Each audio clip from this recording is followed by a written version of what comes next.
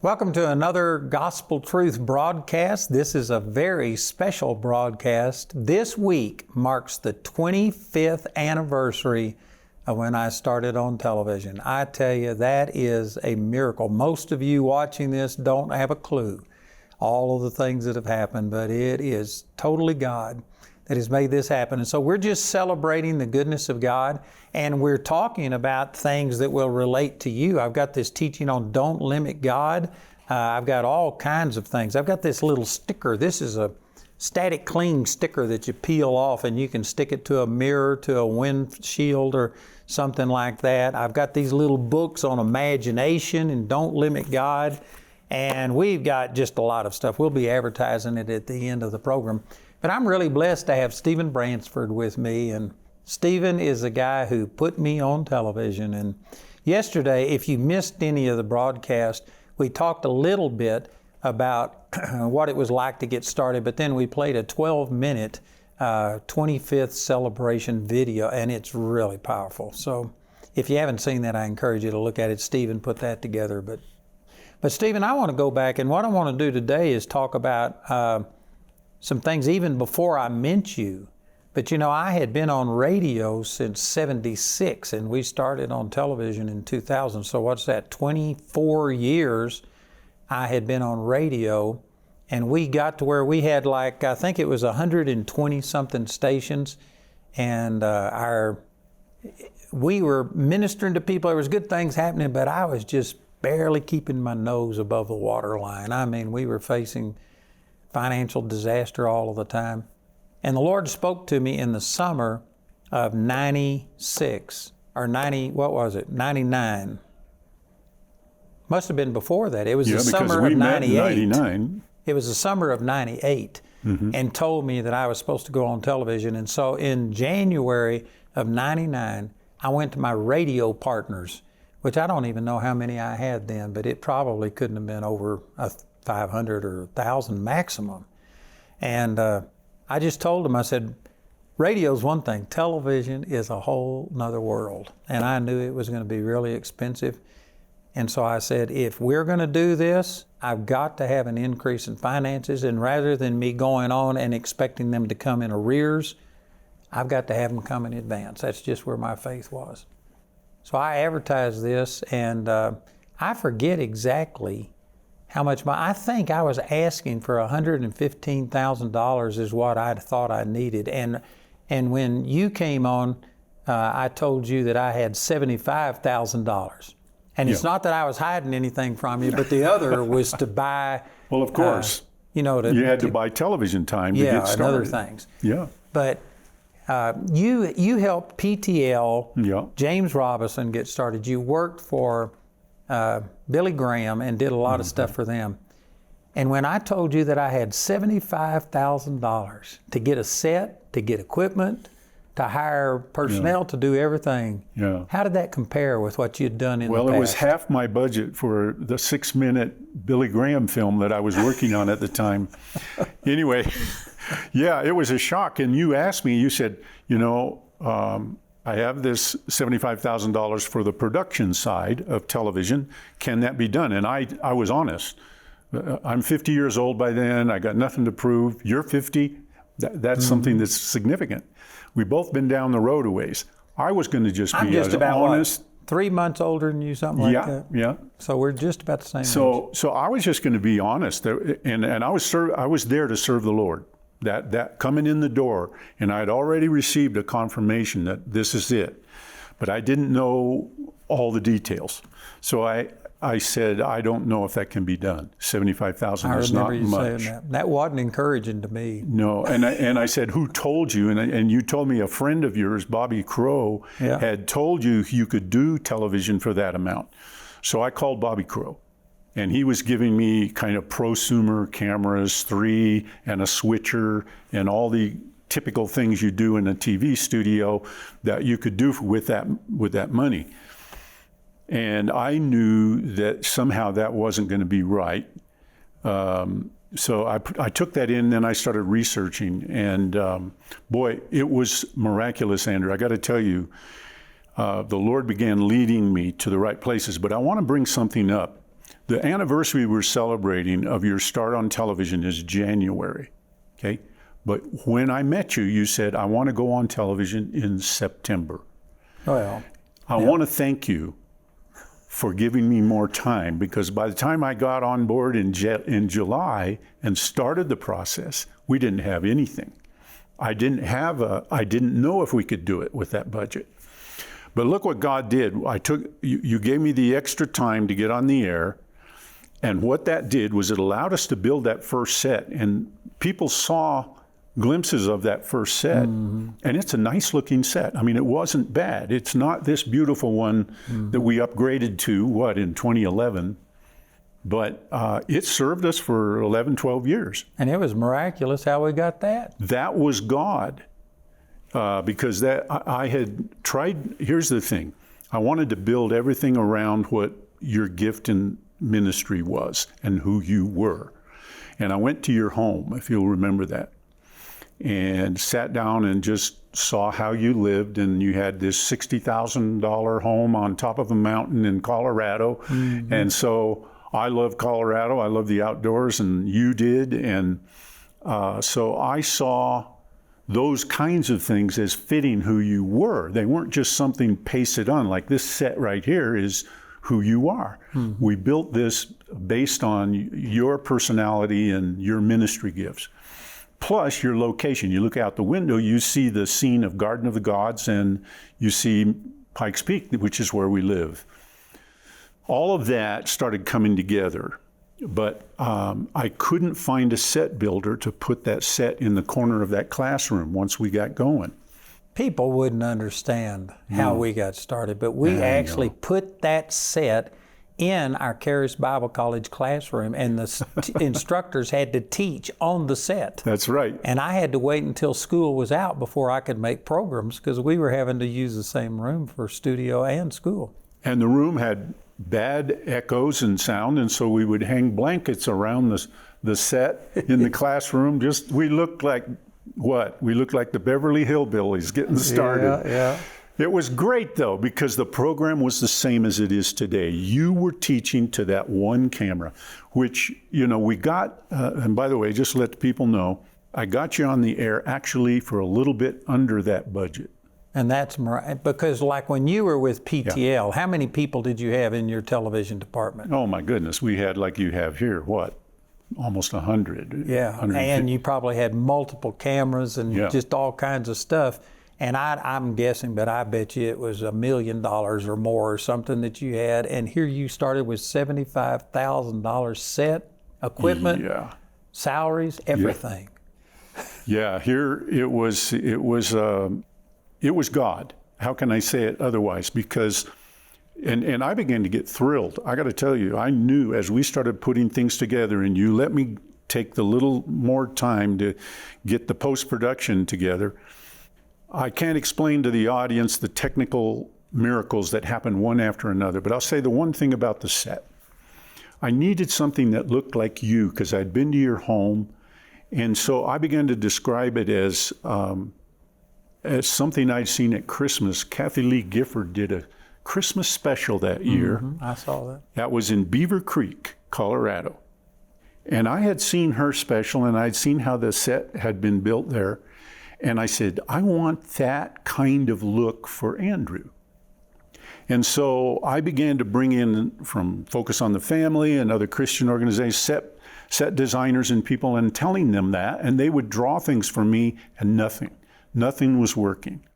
I went to a Broadway designer in Denver. He couldn't do it. I'm sitting there wondering, how are we going to go forward? This is August. And in my door, literally walked two men, and they said, we hear that you're looking for someone to design and build a set. And I said, yes, I am. And the one guy said, well, I have a warehouse where I build sets just 5 blocks from your building here on Robinson. And the other gentleman said, and I'm the designer, and he said, I designed Kathy Lee Gifford's Christmas Beaver Creek set. You try to calculate those odds. When that happened, I knew the Lord had spoken. Because you can't make that happen. Plus, all of the other people that you had contacted, the sets were much more expensive. We got that set designed. $8,000. $8,000, and it was designed and built. It was because they were out of work, they were in between jobs, and they said, we just need something to fill a gap, and so they basically built it nearly at cost. They did, and they did some extras on it that just, you know, subtle little things. They put their heart and soul into that first set. Yeah. And so for 12 years, praise God, it served us. And then it was time to But you know, let me go back to my radio partners, because before I went on television, radio partnerships, I would have to guess, but I am sure that our income was probably never over $1 million a year on radio. And that's with me being on like 120 radio stations.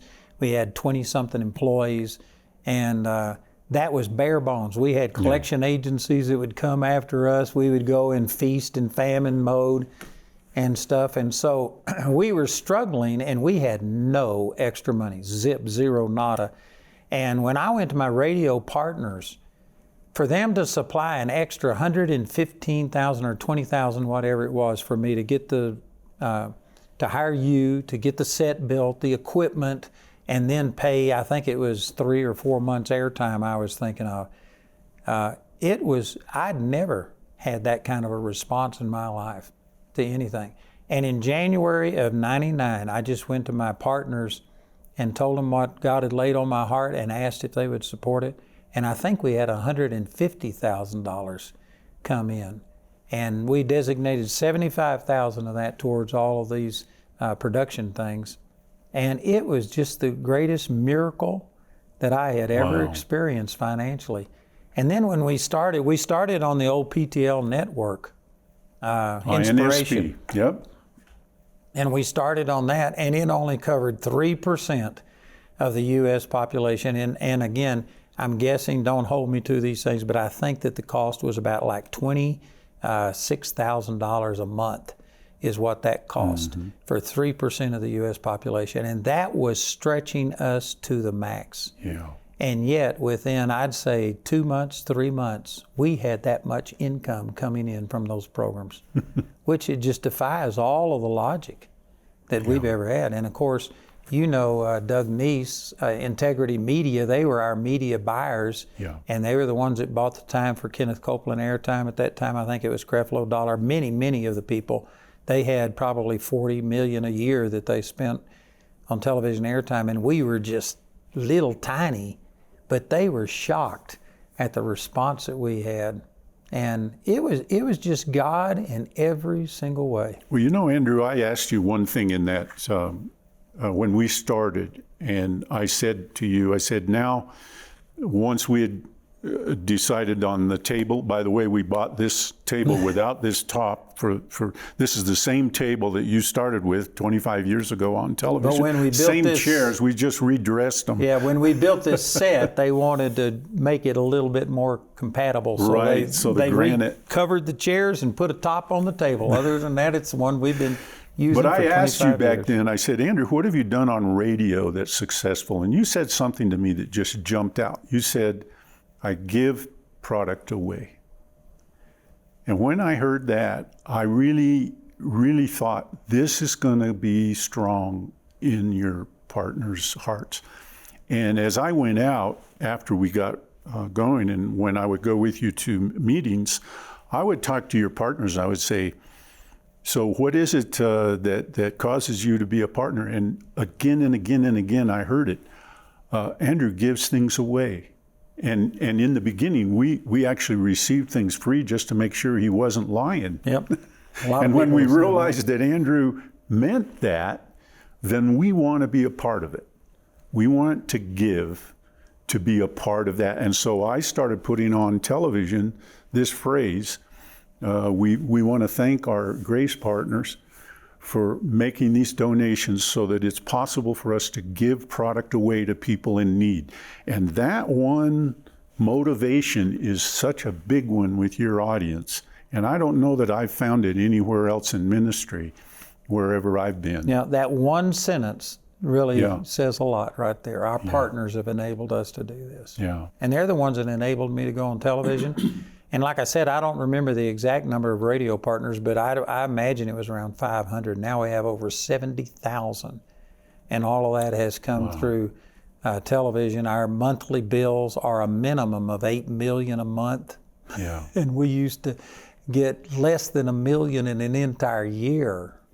It's just phenomenal what God has done. And television, you know, let me say to the people watching, I don't always say this, but I started in ministry in '68 is when the Lord touched my life. Immediately I started ministering, and I had been on radio since 1976. And so for all of those decades, I had been ministering, but the Lord woke me up on July the 26th, I think it was, of 1999. And I had a dream. I won't go into the whole thing, but He told me, He says, your ministry is just now starting. When you start on television, January the 3rd, 2000, that will be the start of your ministry. So by that time, I had been in ministry for 32 years, and yet God was telling me I was just getting started, which was a little discouraging to think that for 32 years I had been in training, but it was also encouraging at the same time because that meant that all of the great things that we had seen, it was going to be better. And it really did prove to be that way. And when I started on television, I don't know how to describe it other than that's the start of my ministry. Everything up until that time was to prepare me. But when we started on television, man, we just started seeing miraculous results. We broke records all of the time. Yeah. And Stephen, you've been an integral part of that. You know, I represent, I'm so honored to have started at the beginning when it was so small, but to see it today, I'm representing, 800, 900 people who are behind the scenes here. I'm a behind the scenes person. You drug me out here. Now people will know who I am. I also was the only employee. Yeah, I was for thinking 6 months. I was thinking about that because when we first started, you were the only employee, and then we had a guy in our Bible school who had been in prison. Yeah. And in prison, he learned how to run a camera, That's right. and he volunteered Dennis. to run the camera. Yeah. So I don't think he was a paid employee, was he? He was a volunteer. No, he was a volunteer. And so you were the only employee. And after you would set up the set, control all of the lights, do everything, then you would take the program and you did all of the editing, which you had never done that before. And I had never done that. I'd always hired people to do that. So that's why I told you I didn't know if this could be done, but to get it under budget, this is how it was. Now, I was willing to hire someone, but I didn't have to money because I actually was able to do the program. Yeah. And so you had the gift to sit down and deliver 2 weeks of programs in one day. I would take those 2 weeks and I would work on them over that next 2-week period. I would get them ready for broadcast. I would print out the labels, put it on there to INSP, and send it in the mail, out in a video, just one video. That's how we started. One little beta SP. But you know, the Lord had prepared me too, because for 24 years I had been doing radio, which even though there's a big difference between television and radio, I'd learned how to talk to a mic. Oh, man. And I remember the very first week that we did television, I might have had a 10-minute adjustment, but within 10 minutes, I was talking to that camera just the same as I talked to the radio, and it was nearly a seamless transition. And you even said in that little video that we played yesterday that I learned how to take radio and put it on TV. Absolutely. But you know, God had prepared both of us for such a time as this. Right. And God brought us together. And again, you are the only one. I wanted 3 cameras. I was just going to model it after the way everybody else did it. And you told me, says, no, your style it's just like you talking to a person one-on-one. And I remember 𝗁𝗏, who we mentioned earlier, and he was our media buyer, and he bought millions of dollars worth of time for everybody else. We sent him our first program to ask his critique. And he critiqued a couple of things. But then I remember asking him, so what did you think about the one camera? And he just paused, and he says, what? And I said, what did you think about the one? He said, was there only one camera? He didn't realize it. I had the very same conversation with Vice President of Billy Graham. He saw your program on the road after he knew I'd come to your ministry. And he called me and he says, well, I saw your program. And he said, I really enjoyed it. And I said, so what did you think of the one camera? And it was silence. Yeah. It's like, you're kidding. Because it's the content. We're going to have to quit. You're behind the camera. I'm looking at the timer. We're out of time. Hello, this is Andrew Wommack, and if you've enjoyed our program there on YouTube, I encourage you to like, share, and subscribe to our YouTube channel. Share this with other people because, man, these truths will set people free. So check it out, like, share, and subscribe to our YouTube channel.